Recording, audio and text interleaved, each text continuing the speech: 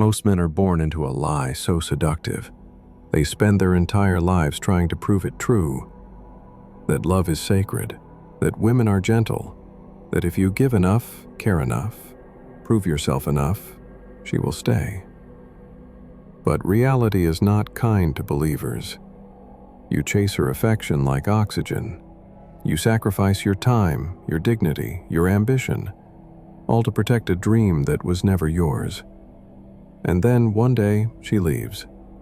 No warning, no remorse. And you're left staring at the ceiling at 3 a.m., wondering what you did wrong, why your loyalty wasn't enough, why she looked into your eyes and said, "I love you," while already planning her escape. This isn't failure. This is programming. This is the trap. Long before dating apps and modern heartbreak, one man exposed the truth most still refuse to see. His name was Arthur Schopenhauer, a philosopher who didn't wrap his insights in poetry or hope. He tore the veil off human nature with surgical cruelty. What he uncovered wasn't misogyny. It was the blueprint. A map of emotional warfare, passed down through biology. He didn't see love as a spiritual bond. He saw it as a mechanism. Cold, ruthless, designed not for happiness, but for reproduction. And that revelation changes everything. Because once you understand what love truly is, and what it is not, you stop chasing ghosts. You stop offering your soul to a game designed to extract your strength and discard your heart. So if you're tired of the confusion, if you're done blaming yourself for her indifference, if you want the truth no one dares to say out loud, this is where it begins. With a brutal, liberating realization. You were not rejected. You were never chosen. You were simply useful until you weren't. Now the question is, will you keep playing a rigged game? Or are you ready to see behind the mask and take your power back? You thought it was magic. That moment your heart raced when she walked in. That spark. That obsession. That aching certainty that she was different. You called it love. Schopenhauer called it something else. A biological trap. A trick of nature disguised as destiny, not built for connection, but for reproduction. When you lock eyes with her and feel that electric pull, it's not your soul recognizing its twin. It's your genes calculating silently. Is she fertile? Is she symmetrical? Can she carry strong offspring? It feels like poetry, but it's just chemistry. And it goes both ways. She's scanning too. Not for your kindness, not for your loyalty, but for indicators of power, status, strength, resources. You think you're choosing her, but nature is choosing through you. Schopenhauer wrote, "Love is the ultimate goal of almost all human effort, more important than anything else in life." But he didn't mean that romantically. He meant it as a trap door, a temporary insanity engineered by nature to get two people to mate and then vanish once the mission is complete. And once that passion fades, once the neurochemicals drain, what's left? For many men, nothing. Just a fading memory of her warmth and a cold realization that your sacrifices didn't matter, that your loyalty couldn't stop her from walking away. Because here's the hidden rule. She was never in love with your heart. She was in love with your potential to protect, to provide, to elevate her status. The moment that potential dims, through failure, fatigue, or simply time, the bond dies. Not because she's cruel, not because you weren't enough, but because the bond was never real. It was transactional, dressed in the costume of romance. And this is where men fall apart. They believe love is a reward for goodness, that if they just give more, feel more, prove more, they'll finally be chosen. But nature doesn't reward good men.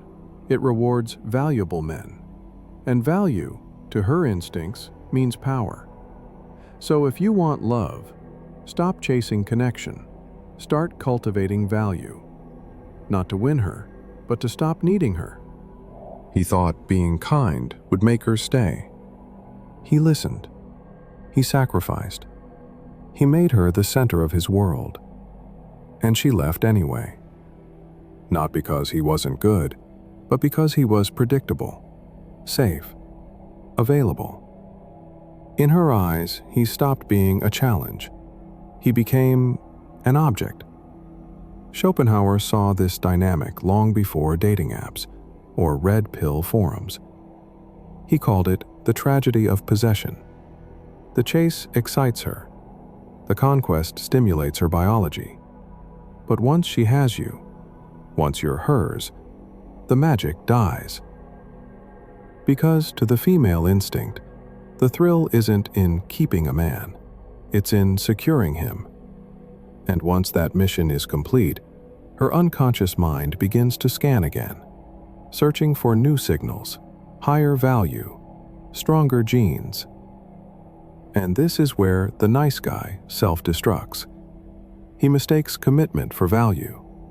He believes love is a service, that if he's just supportive enough, gentle enough, selfless enough, she'll never leave. But devotion without power is invisible.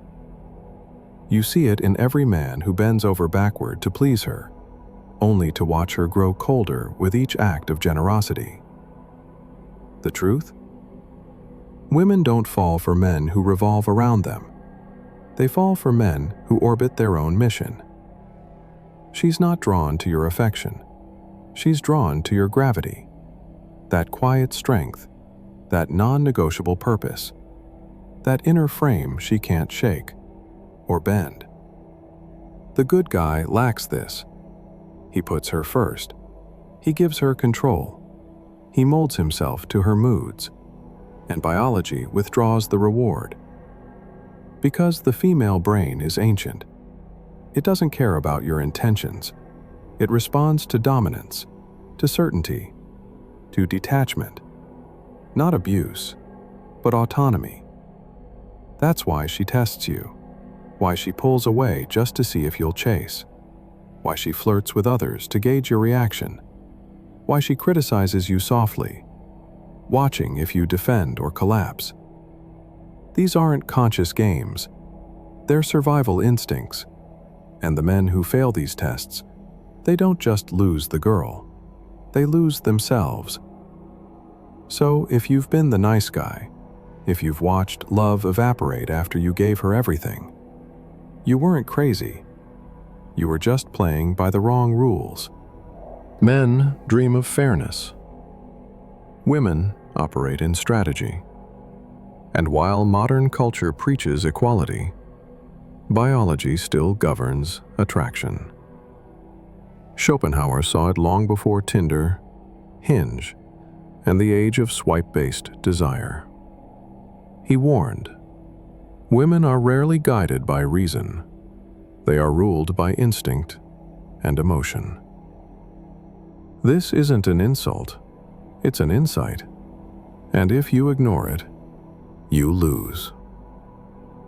From the moment puberty hits, the game splits into two timelines.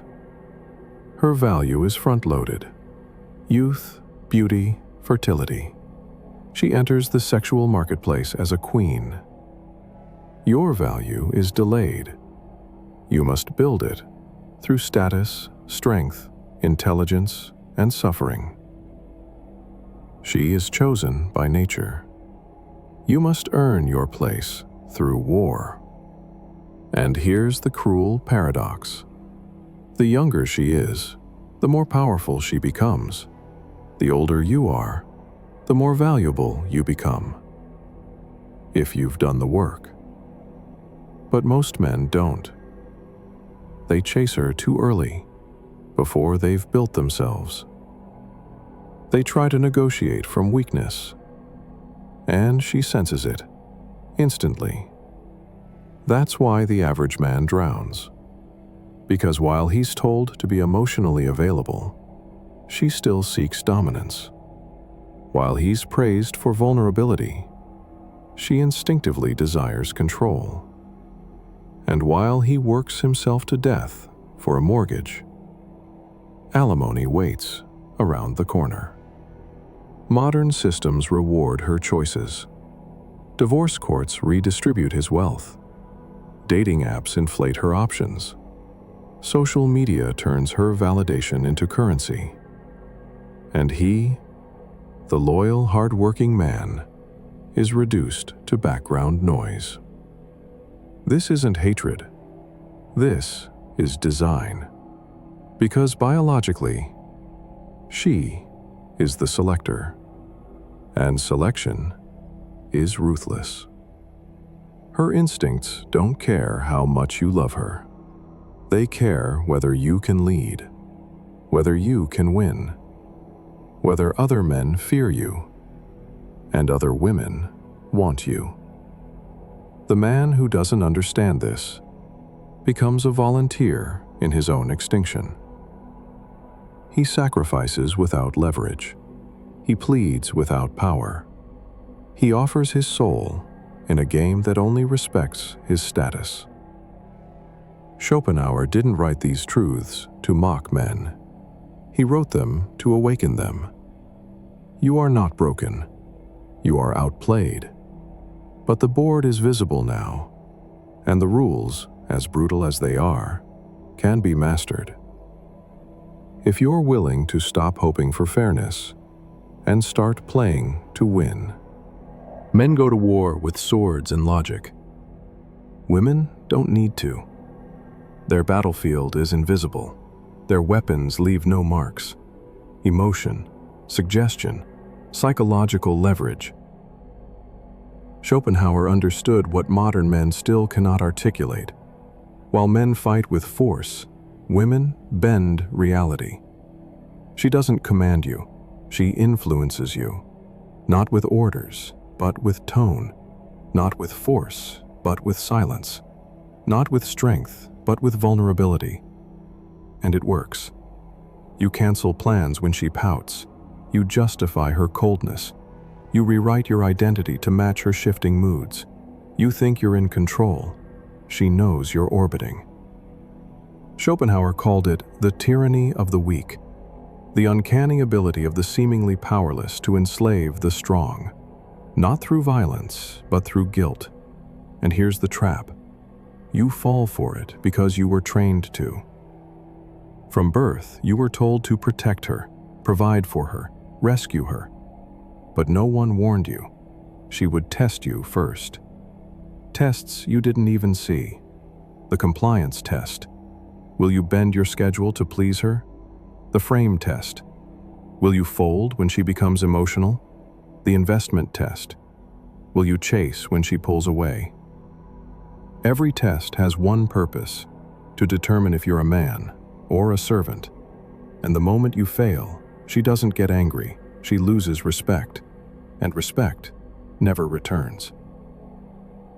Modern men confuse attention for affection. A like becomes love. A reply becomes hope. But Schopenhauer ripped that illusion apart. Women are instinctively crafty and have an innate talent for deception, not because they are malicious, but because they evolved in danger. In a world where strength was male, women survived by mastering psychology. The girl who couldn't navigate male psychology didn't pass on her genes. And that instinct lives on. Today, she posts thirst traps not to seduce, but to maintain power. She withholds affection not to punish, but to train. She plays hot and cold, not out of confusion, but precision. And while you try to reason, she rewires your logic with subtle emotional cues that make you question your gut. This is not evil. This is evolution. And if you want to survive it, you don't need more kindness. You need clarity. Because once you see the game, you can stop being a pawn. You don't need to dominate her. You need to master yourself. Stop reacting. Start watching. Stop explaining. Start deciding. When she cries to escape accountability, don't comfort. Hold your ground. When she tests your confidence, don't prove. Stay unmoved. You don't fight emotional warfare with more emotion. You fight it by becoming untouchable. You've seen the mask. You felt the sting. You've learned the rules. Cruel, primal, unwritten. Now what? You can rage. You can collapse. You can join the chorus of broken men swearing off love, mocking women, blaming feminism, or disappearing into apathy. But Schopenhauer offers another path. Not retreat, not revenge, but mastery. Because none of this is personal. It's not about her. It never was. This is about you. About how easily you gave your power away in the name of love. How you traded mission for comfort, edge for peace, fire for approval. And how now, finally, you have a chance to rebuild. Not as a reaction, as a revolution. Schopenhauer wrote, "The happiness which we receive from ourselves is greater than that which we obtain from our surroundings." Translation: stop outsourcing your identity. Stop chasing validation from a system that profits from your confusion. Become self-sourced, self-defined, self-led. Here are the 3 pillars of unshakable masculine mastery. 1. Economic sovereignty. Money isn't just currency. It's leverage. It's freedom. Schopenhauer called it human happiness in the abstract. Not for what it buys, but for what it frees you from. The man who controls his income controls his options. 2. Philosophical depth. Most men float through life asleep. Their thoughts are borrowed, their beliefs inherited. But the awakened man thinks. He reads. He questions. He burns through illusion to find his own core truth. He becomes unprogrammable. 3. Physical mastery. Your body is not decoration. It's your temple, your weapon, your container of will. A weak body creates a weak mind. Build it, discipline it, command it. This isn't self-improvement. It's self-resurrection. Because once you stop needing love to feel whole, you stop begging. And once you stop begging, you start attracting. Not because you're trying, but because you've become the prize. The man who walks into a room with no need dominates it effortlessly, and the woman who sees that man either rises to meet his standard or fades into irrelevance. This is not cruelty. This is nature, reversed. Not you chasing her qualifying for you. Schopenhauer's final warning. We forfeit 3/4 of ourselves in order to be like other people. You've done that long enough. Now, reclaim the final quarter. And now you know. Not the sweet version, not the sanitized illusion they fed you since boyhood, but the truth. Sharp, cold, unforgiving. Women don't love the way you do. They don't need to. They were never designed to. Their biology selects. Yours sacrifices. Their instinct tests. Yours trusts. And if you enter that battlefield without awareness, you don't stand a chance. But here's the secret. This was never about winning her. It was about waking up to yourself. You were never meant to become her servant, her savior, her emotional crutch. You were meant to build something larger than her and let her choose whether to rise or vanish. Because the men who make history, the ones whose names echo through time, they weren't chasing connection. They were creating gravity. Artists, inventors, conquerors, they didn't collapse under love. They used it or walked past it. Not because they hated women, because they were anchored in purpose. That's the moment the veil drops, that the most dangerous lies aren't the ones women tell men, they're the ones men tell themselves. If I just love her harder, if I prove my worth, if I stay loyal, she'll stay too. No, she stays as long as her instincts feel alignment. When that shifts, so does her path. Again, not evil, biological. And if you want to escape the trap, you don't fight it, you transcend it. You build a life so vast, so demanding, so magnetic, that her presence becomes a bonus, not a survival need. That's when you become dangerous, unshakable, whole, because the man who no longer needs love to feel alive finally becomes lovable. Not for what he gives, but for who he is. The man who stopped chasing illusions, the man who mastered his instincts, the man who saw the system, understood the code, and rewrote himself from within. And when she comes back, because she will, drawn by the silence, the certainty, the self-possession she can't explain, you won't be waiting. You'll be moving, building, leading, and the world, it'll either follow you or fade behind you. Welcome to reality. This is where your real life begins.